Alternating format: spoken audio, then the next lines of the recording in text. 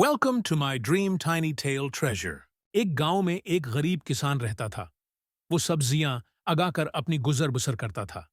किसान अपनी सब्जियों की काश्त में बहुत मेहनत करता था, इसीलिए उसकी सब्जियों की कीमत थोड़ी ज्यादा होती थी। एक दिन वो अपनी सब्जियां बीच रहा था कि एक गाहक आया। गाहक ने सब्जियों की कीमत सुनकर गुस्से से कहा, भाई, तुम ये सब्जियां इतनी महंगी क्यों बीच रहे हो? कौन खरीदेगा इतनी महंगी सब्जियां? किसान ने जवाब दिया, भाई, ये सब्जियां नहीं, बल्कि मेरी मेहनत की कमाई है। दिन रात खेतों में पसीना बहाकर, मौसम की सख्तियों का सामना करके ये सब्जियां उगाई हैं। गाहक ने कहा, लेकिन गरीब आदमी इतनी महंगी सब्जियां कैसे खरीदे? किसान ने अफसोस से कहा, भाई, मैं समझता हूं, लेकिन इखराजात भी तो बढ़ गए हैं। खेत का किराया, बैज और सब्जियों को मंडी तक पहुंचाने के खर्च भी तो हैं। गाहक बोला, सबकी भलाई उसी में है कि सब साथ मिलकर कीमत कम करें। इससे सबका फायदा होगा। किसान ने कहा, मैं कोशिश करूंगा भाई, लेकिन यह महंगाई का जमाना है। ये कहकर गाहक चला गया और किसान अफसरदा हो गया। इसी दिन एक ताजिर आया। उसने किसान से कहा, भाई, अपनी सब्जियां कम कीमत पर बेच दो, वरना कोई नहीं खरीदेगा। किसान ने जवाब दिया, जनाब, हम अपनी सब्जियां कम कीमत पर बेचने के लिए तैयार हैं।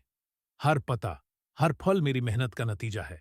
उसकी मुनासिब कीमत होनी चाहिए।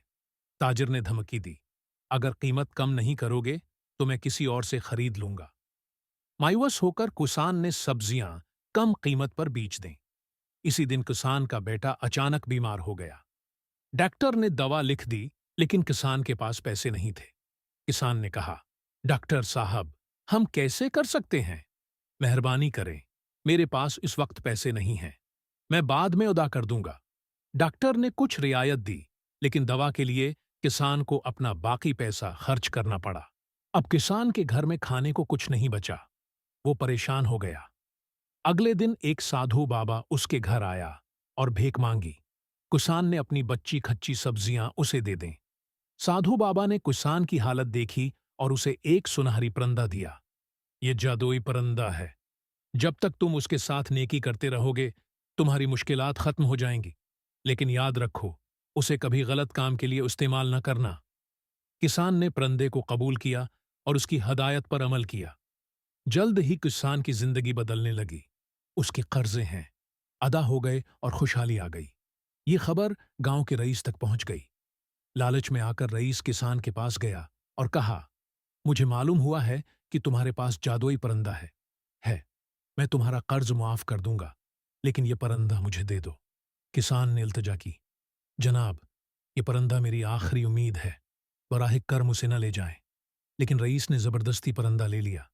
रईस ने परंदे से फायदा उठाने की कोशिश की, लेकिन उसे कोई फायदा ना हुआ। उसके बराकस उसकी हालत मजीद खराब होने लगी। आखिरकार रईस ने हटा दिया। किसान को परंदा वापस कर दिया और अपनी गलती की माफी मांगी। किसान ने परंदा वापस पाकर अपनी जिंदगी नेकियों के लिए वक्फ कर दी। उसने समझा कि हकीकी जादू इंसान की है, मेहनत, दयानत और दूसरों की मदद में है।